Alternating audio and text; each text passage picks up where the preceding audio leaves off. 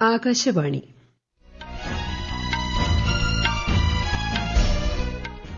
നമസ്കാരം. വാർത്തകൾ വായിക്കുന്നത് ബിന്ദു.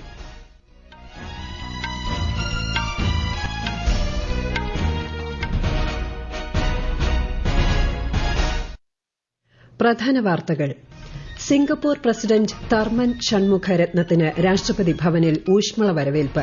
പ്രധാനമന്ത്രി നരേന്ദ്രമോദി ഇന്ന് സിംഗപ്പൂർ പ്രസിഡന്റുമായി കൂടിക്കാഴ്ച നടത്തും. നിർണായക ഘട്ടം പൂർത്തിയാക്കി ISROയുടെ സ്പേഡെക്സ് ദൌത്യം. ഡോക്കിംഗ് പ്രക്രിയ വിജയകരം. കേരള നിയമസഭയുടെ ബജറ്റ് സമ്മേളനത്തിന് ഗവർണറുടെ നയപ്രഖ്യാപനത്തോടെ നാളെ തുടക്കമാകും. സുപ്രീംകോടതി ജഡ്ജിയായി ജസ്റ്റിസ് കെ വിനോദ് ചന്ദ്രൻ സത്യപ്രതിജ്ഞ ചെയ്തു. ഗാസയിലെ താൽക്കാലിക വെടിനിർത്തൽ കരാറിനെ സ്വാഗതം ചെയ്ത് ഇന്ത്യ. ISL ഫുട്ബോളിൽ ഇന്ന് പഞ്ചാബ് FC മുംബൈ സിറ്റിയെ നേരിടും. വാർത്തകൾ വിശദമായി. ഇന്ത്യ സന്ദർശനം തുടരുന്ന സിംഗപ്പൂർ പ്രസിഡന്റ് തർമൻ ഷൺമുഖരത്നത്തിന് രാഷ്ട്രപതി ഭവനിൽ ഇന്ന് ഊഷ്മള വരവേൽപ്പ് നൽകി. രാഷ്ട്രപതി ദ്രൌപദി മുർമു, പ്രധാനമന്ത്രി നരേന്ദ്രമോദി തുടങ്ങിയ പ്രമുഖരുടെ സാന്നിധ്യത്തിലായിരുന്നു സ്വീകരണം. സിംഗപ്പൂർ പ്രസിഡന്റുമായി പ്രധാനമന്ത്രി ഇന്ന് ഔദ്യോഗിക കൂടിക്കാഴ്ച നടത്തും. ഡിജിറ്റൽ മേഖല, സുസ്ഥിര വികസനം എന്നിവയിൽ പുതിയ സഹകരണ സാധ്യതകൾ ഇരു രാജ്യങ്ങളും പരിശോധിച്ച് വരികയാണെന്ന് തർമൻ ഷൺമുഖരത്നം പറഞ്ഞു. ഗുജറാത്ത് ഗിഫ്റ്റ് സിറ്റിയുമായി സഹകരിച്ചുള്ള ഡാറ്റ ഇടനാഴി, ഇന്ത്യ സിംഗപ്പൂർ പുനരുപയോഗ ഊർജ്ജ ഇടനാഴി എന്നിവ സംബന്ധിച്ച് ചർച്ച നടത്തുമെന്നും അദ്ദേഹം അറിയിച്ചു. സെമി കണ്ടക്ടർ, പുതുതലമുറ വ്യവസായ പാർക്കുകൾ, വ്യാപാരം, പ്രതിരോധം തുടങ്ങിയ മേഖലകളിലെ നയതന്ത്ര പങ്കാളിത്തം വർദ്ധിപ്പിക്കുമെന്നും സിംഗപ്പൂർ പ്രസിഡന്റ് വ്യക്തമാക്കി.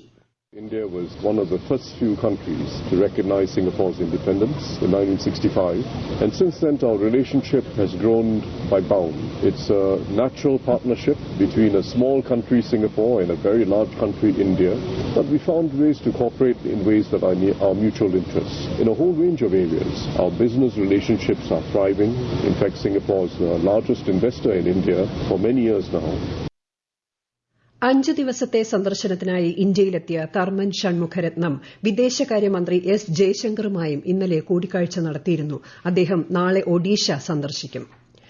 രാജ്യത്ത് സ്റ്റാർട്ടപ്പ് സംസ്കാരം പ്രോത്സാഹിപ്പിക്കുന്നതിന് കേന്ദ്ര സർക്കാർ എല്ലാ ശ്രമങ്ങളും നടത്തിവരുന്നതായി പ്രധാനമന്ത്രി നരേന്ദ്രമോദി.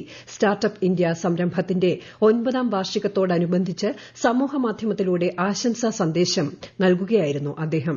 യുവജനങ്ങളെ ശാക്തീകരിക്കുന്നതിനും അവരുടെ നൂതന ആശയങ്ങളെ വിജയകരമായ സ്റ്റാർട്ടപ്പുകളാക്കി മാറ്റുന്നതിനും സംരംഭത്തിലൂടെ സാധിച്ചതായി പ്രധാനമന്ത്രി പറഞ്ഞു. സ്റ്റാർട്ടപ്പ് ഇന്ത്യ പരിപാടിയുടെ വിജയം രാജ്യത്തിന്റെ ചലനാത്മകവും ആത്മവിശ്വാസമുള്ളതുമായ ഭാവിക്ക് സഹായകമാണെന്നും ശ്രീ മോദി വ്യക്തമാക്കി. രാജ്യത്ത് ഊർജ്ജസ്വലമായ സംരംഭകത്വ അന്തരീക്ഷം രൂപപ്പെടുത്താനാണ് കേന്ദ്ര സർക്കാർ സ്റ്റാർട്ടപ്പ് ഇന്ത്യ പദ്ധതി ആവിഷ്കരിച്ചത്. സ്റ്റാർട്ടപ്പ് രംഗത്ത് ലോകത്ത് 3ാം സ്ഥാനമാണ് ഇന്ത്യയ്ക്കുള്ളത്. സ്പേഡെക്സ് ദൌത്യത്തിലെ നിർണായക ഘട്ടമായ ഡോക്കിംഗ് പ്രക്രിയ വിജയകരമായി പൂർത്തിയാക്കി ISRO. 2 ഉപഗ്രഹങ്ങളെ ഭ്രമണപഥത്തിൽ വെച്ച് കൂട്ടിയോജിപ്പിക്കുന്ന ഘട്ടമാണിത്. ഇതോടെ സ്പേസ് ഡോക്കിംഗ് വിജയകരമായി പൂർത്തിയാക്കിയ 4ാമത്തെ രാജ്യമായി ഇന്ത്യ മാറി.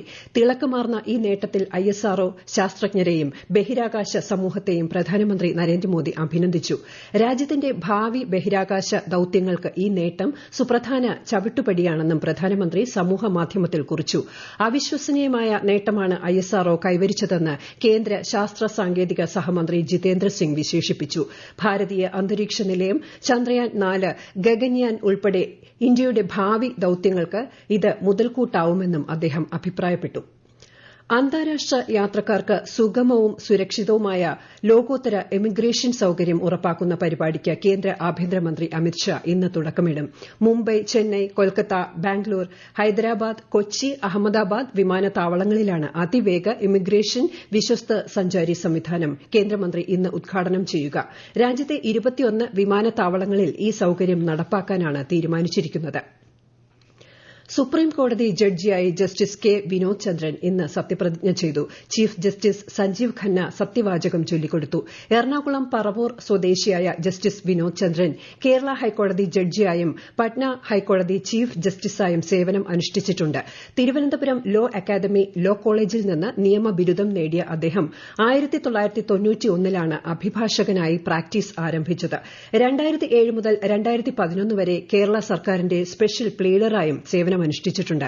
സുപ്രീംകോടതി കൊളീജിയം നൽകിയ ശുപാർശ പ്രകാരം അദ്ദേഹത്തെ സുപ്രീംകോടതി ജഡ്ജിയായി നിയമിക്കാൻ തിങ്കളാഴ്ചയാണ് കേന്ദ്രം അനുമതി നൽകിയത്.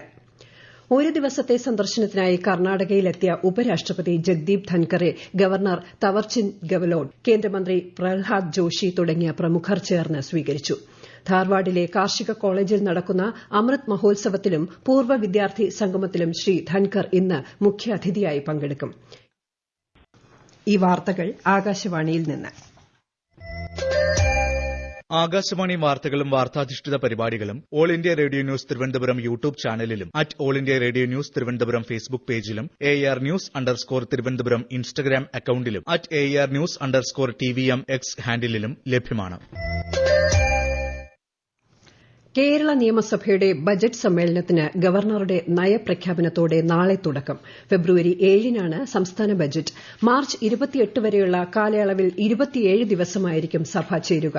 നയപ്രഖ്യാപനത്തിന്മേലുള്ള നന്ദിപ്രമേയ ചർച്ചകൾ ജനുവരി 20 മുതൽ 22 വരെയും സംസ്ഥാന ബജറ്റിന്മേലുള്ള ചർച്ച ഫെബ്രുവരി 10 മുതൽ 12 വരെയും നടക്കും. IT മേഖലയിലെ പങ്കാളിത്തത്തിൽ സംസ്ഥാനം വൻ മുന്നേറ്റം കൈവരിച്ചതായി മന്ത്രി പി രാജീവ്. കേരളത്തിൽ പ്രവർത്തിക്കുന്ന പ്രധാനപ്പെട്ട IT കമ്പനികളുടെ മേധാവികളുമായി മുഖ്യമന്ത്രിയുടെ നേതൃത്വത്തിൽ തിരുവനന്തപുരത്ത് നടത്തിയ കൂടിക്കാഴ്ചയിൽ സംസാരിക്കുകയായിരുന്നു അദ്ദേഹം. സംസ്ഥാന സർക്കാർ സംഘടിപ്പിക്കുന്ന അന്താരാഷ്ട്ര നിക്ഷേപക സംഗമത്തിന് മുന്നോടിയായാണ് പരിപാടി സംഘടിപ്പിച്ചത്.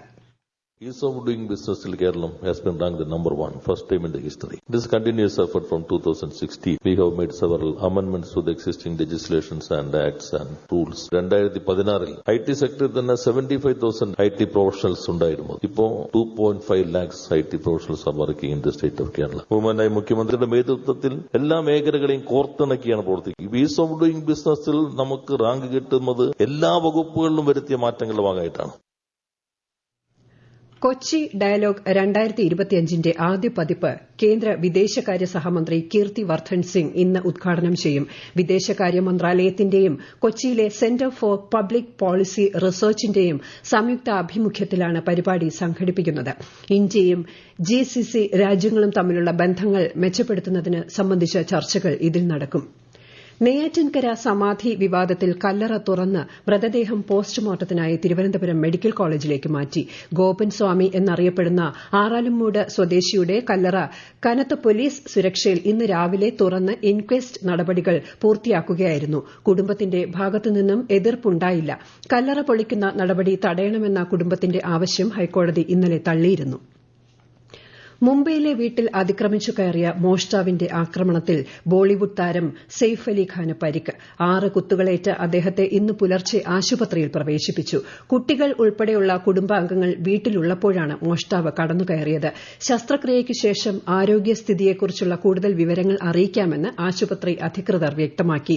പരിക്കുകളിൽ 1 നട്ടെല്ലിന് സമീപമാണ് ഏറ്റത്. സംഭവത്തിൽ 3 പേരെ മുംബൈ പോലീസ് കസ്റ്റഡിയിലെടുത്തു. ഗാസയിലെ താൽക്കാലിക വെടിനിർത്തൽ കരാറിനെയും ബന്ദികളെ മോചിപ്പിക്കാനുള്ള ധാരണയും സ്വാഗതം ചെയ്ത് ഇന്ത്യ. ഗാസയിലെ ജനങ്ങൾക്ക് സുരക്ഷിതവും സുസ്ഥിരവുമായ മാനുഷിക സഹായം ലഭ്യമാക്കുന്നതിന് കരാർ വഴിയൊരുക്കുമെന്ന് വിദേശകാര്യ മന്ത്രാലയം പ്രസ്താവനയിൽ അറിയിച്ചു. 42 ദിവസം നീണ്ടുനിൽക്കുന്ന വെടിനിർത്തൽ കരാർ ഞായറാഴ്ച മുതൽ പ്രാബല്യത്തിൽ വരും. ഖത്തർ പ്രധാനമന്ത്രിയാണ് കരാർ സംബന്ധിച്ച് പ്രഖ്യാപനം നടത്തിയത്. UN secretary general Antonio Guterres കരാറിനെ സ്വാഗതം ചെയ്തു. മേഖലയിൽ സമാധാനത്തിലേക്ക് നയിക്കുന്നതിൽ നിർണായകമായ ചുവടുവയ്പ്പാണിതെന്ന് അദ്ദേഹം വിശേഷിപ്പിച്ചു. കരാർ ഐതിഹാസികമാണെന്നാണ് നിയുക്ത US പ്രസിഡന്റ് ഡൊണാൾഡ് ട്രംപ് പ്രതികരിച്ചത്. ISL ഫുട്ബോളിൽ ഇന്ന് പഞ്ചാബ് FC മുംബൈ സിറ്റിയെ നേരിടും. രാത്രി 7:30 ഡൽഹി ജവഹർലാൽ നെഹ്റു സ്റ്റേഡിയത്തിലാണ് മത്സരം. പ്രധാനമന്ത്രി നരേന്ദ്രമോദി ആകാശവാണിയിലൂടെ ജനങ്ങളുമായി ആശയങ്ങൾ പങ്കുവയ്ക്കുന്ന പ്രതിമാസ റേഡിയോ പ്രഭാഷണ പരിപാടി മൻ കി ബാത് ഈ മാസം 19-ന്. ഈ വർഷത്തെ ആദ്യ മൻ കി ബാത് ആണിത്. പരിപാടിയിലേക്കുള്ള ആശയങ്ങളും അഭിപ്രായങ്ങളും MyGov ഓപ്പൺ ഫോറത്തിലോ 1800117800 എന്ന ടോൾ ഫ്രീ നമ്പറിലോ നാളെ വരെ പങ്കുവയ്ക്കാവുന്നതാണ്. പ്രധാന വാർത്തകൾ വീണ്ടും. സിംഗപ്പൂർ പ്രസിഡന്റ് തർമൻ ഷൺമുഖ രത്നത്തിന് രാഷ്ട്രപതി ഭവനിൽ ഊഷ്മള വരവേൽപ്പ്. പ്രധാനമന്ത്രി നരേന്ദ്രമോദി ഇന്ന് സിംഗപ്പൂർ പ്രസിഡന്റുമായി കൂടിക്കാഴ്ച നടത്തും. നിർണായക ഘട്ടം പൂർത്തിയാക്കി ISROയുടെ സ്പേഡെക്സ് ദൌത്യം. ഡോക്കിംഗ് പ്രക്രിയ വിജയകരം. കേരള നിയമസഭയുടെ ബജറ്റ് സമ്മേളനത്തിന് ഗവർണറുടെ നയപ്രഖ്യാപനത്തോടെ നാളെ തുടക്കം. സുപ്രീംകോടതി ജഡ്ജിയായി ജസ്റ്റിസ് കെ വിനോദ് ചന്ദ്രൻ സത്യപ്രതിജ്ഞ ചെയ്തു. ഗാസയിലെ താൽക്കാലിക വെടിനിർത്തൽ കരാറിനെ സ്വാഗതം ചെയ്ത് ഇന്ത്യ. ISL ഫുട്ബോളിൽ ഇന്ന് പഞ്ചാബ് FC മുംബൈ സിറ്റിയെ നേരിടും. വാർത്തകൾ കഴിഞ്ഞു. അടുത്ത വാർത്താ പ്രക്ഷേപണം 6:30-ന്.